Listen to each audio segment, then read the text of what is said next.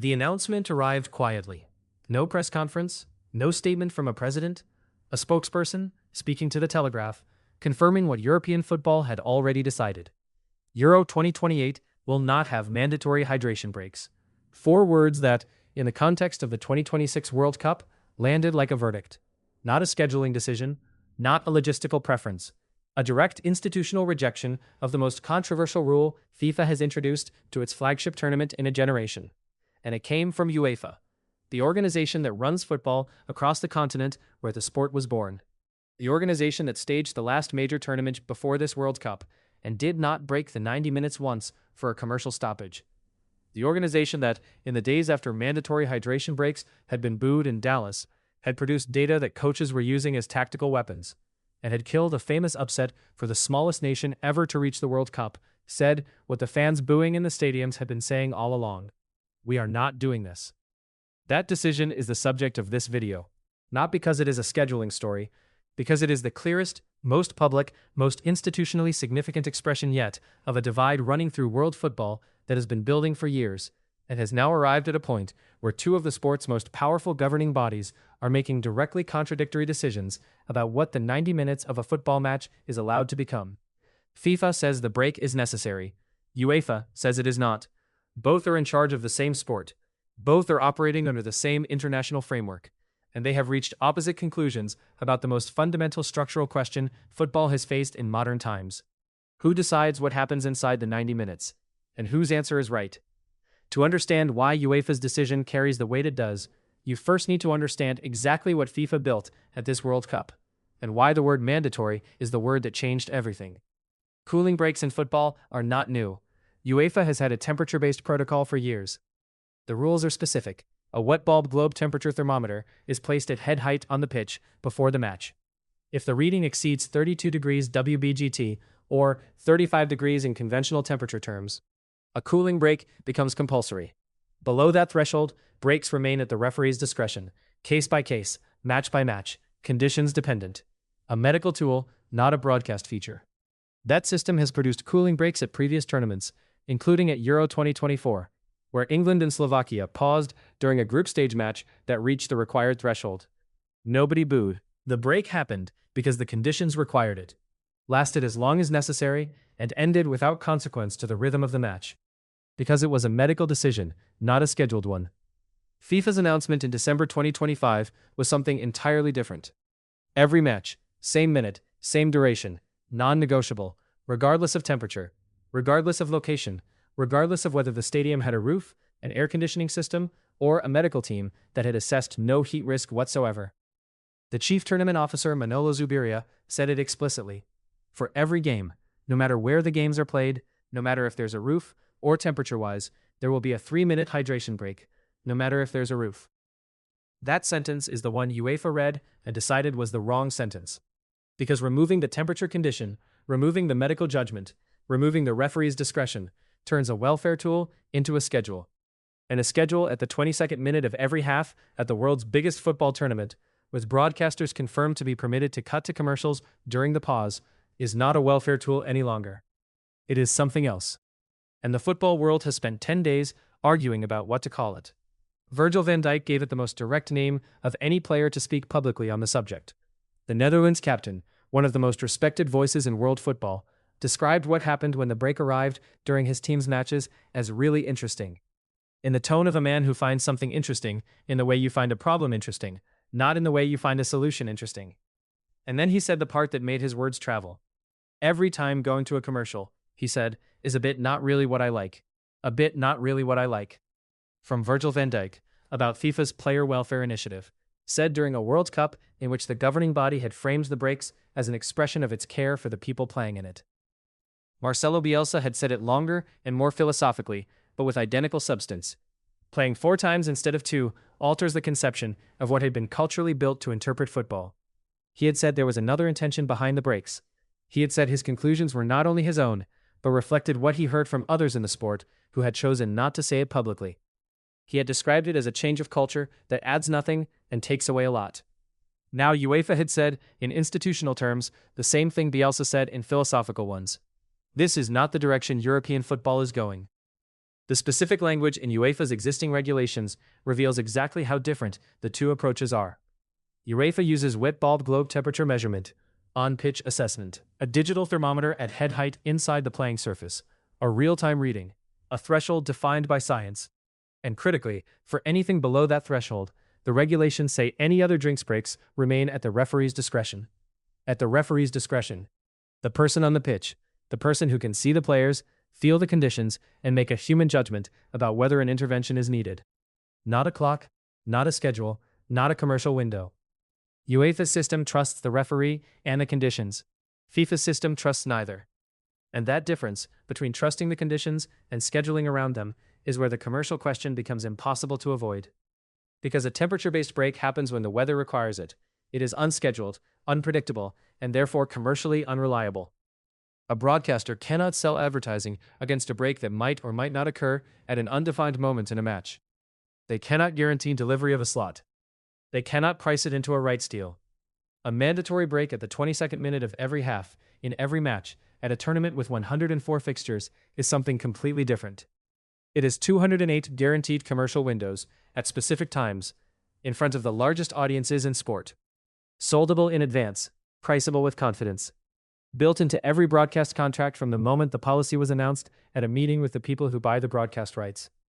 That meeting, the World Broadcaster meeting in Washington, where FIFA's tournament officer told the room the breaks would make the match schedule more predictable for broadcasters. Not safer for players, more predictable for broadcasters. That single detail, reported from inside the room, has defined how critics interpret every other element of the policy. And it has defined how UEFA, which runs its own major competitions and its own broadcast relationships and its own commercial architecture, has assessed whether this is a model worth adopting. It assessed it. It watched 10 days of a World Cup in which fans booed in air-conditioned stadiums, coaches from 8 different nations publicly questioned the necessity of the breaks, and the data showed goals arriving in the minutes after restarts at a rate that suggested the structure of matches was being materially altered. And it said no. The Essentially Sports analysis described what UEFA did as a continuation of their never-ending ideological war with FIFA, and the phrase is not entirely wrong. The disagreement between the two governing bodies over the past several years has been visible across multiple fronts. The Club World Cup expansion, which UEFA President Alexander Ceferin publicly described as creating too many uninteresting matches. The walkout of 8 UEFA delegates from a FIFA Council meeting earlier this year. The Omar Artan situation, where UEFA responded to FIFA's silence by offering the Somali referee the UEFA Super Cup final in Salzburg within hours of his deportation, in what was widely described as a deliberate and public institutional statement. In that context, UEFA's rejection of the hydration break model is not simply a scheduling preference. It is another expression of a position European football has been taking for several years about how the World Cup is being governed and in whose interests. But here's what makes this particular rejection cut deeper than any of the previous ones. The Club World Cup dispute is about tournaments. The Council walkout is about politics. The Artan appointment was about values. All of those disagreements are at some level about the structures around football. What UEFA has now rejected is something inside the game itself, inside the 90 minutes, the most protected space in football, the place where, for over a century, the rules have been determined not by commercial arrangements, but by what the sport requires. UEFA is saying that what FIFA introduced into that space at this World Cup is not what the sport requires. It is what someone else requires. And European football is not prepared to adopt it. The English Football Association's position is perhaps the most pointed expression of this, because England, Scotland, Wales, and Northern Ireland are the 4 nations co-hosting Euro 2028. The tournament will return to the home nations of the sport, and the FA has already confirmed that mandatory hydration breaks are unlikely to be part of it. In the birthplace of football, in a summer tournament across 9 venues from Glasgow to Dublin, from London to Cardiff, the thing FIFA introduced to its biggest competition will not be there. The venues of Euro 2028 make the scientific case relatively straightforward. Glasgow and Dublin are not going to reach 32 degrees WBGT in June. Northern English cities, even in warm summers, are unlikely to consistently approach the threshold. Southern English venues and Cardiff carry more possibility in a heatwave summer. But even there, the breaks would be triggered by conditions, not by a clock. The temperature would have to justify it, not the broadcast schedule. What the scientific case cannot resolve is the deeper question about where the two organizations are heading.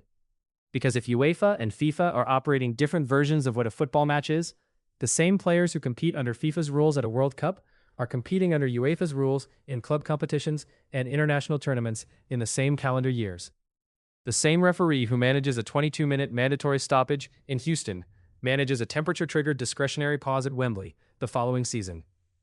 The same fans who booed the hydration break in Dallas attend matches in Europe where it does not exist. Football cannot sustain two different answers to the question of what the 90 minutes is for indefinitely. At some point, one answer prevails. And the question of which governing body's answer that will be is the question behind every other question this dispute has raised.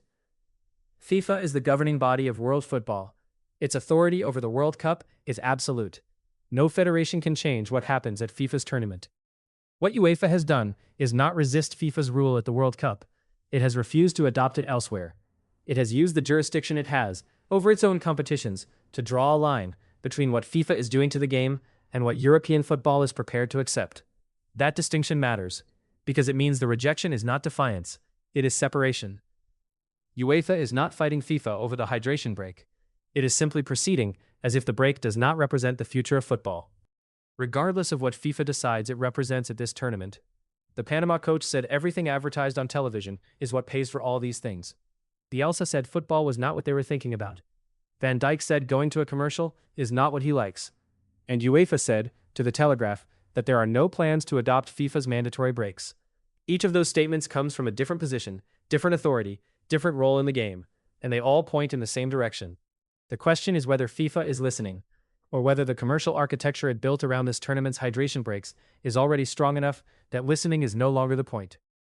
Because here is the reality that sits under everything else.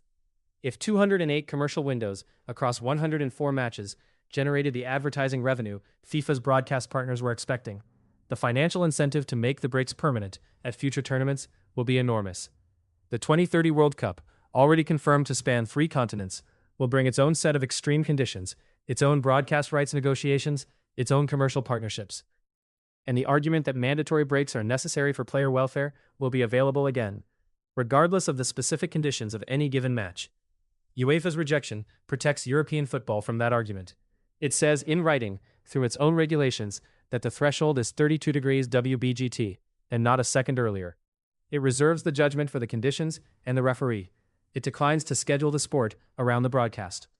Whether it is enough to stop the model spreading beyond the World Cup, whether a governing body that runs the game in the sport's most commercially powerful region, declining to adopt a commercial structure, will give FIFA reason to reconsider, is the question football is living with right now, in the middle of a tournament where the breaks are still happening, still being booed in some stadiums, still being used as tactical windows by coaches who adapted because they had no choice. Bielsa said football had a characteristic, and now it has another. UEFA said the characteristic it is keeping is the old one. The sport now has 2 bodies, governing the same game, operating different versions of what the 90 minutes is allowed to become. And somewhere between those 2 versions is the question nobody at the top of either organization has yet fully answered in public. Not about hydration, not about player welfare, about who football is being played for, and who gets to decide. What do you think? Does UEFA's refusal to adopt FIFA's mandatory hydration break model represent a principled defense of football's identity? Or is this another episode in a power struggle between 2 governing bodies that ultimately has nothing to do with the game? And if the commercial revenue from this World Cup's hydration breaks is as significant as expected, does football have any realistic chance of going back? Leave it in the comments. These are the conversations this channel exists for.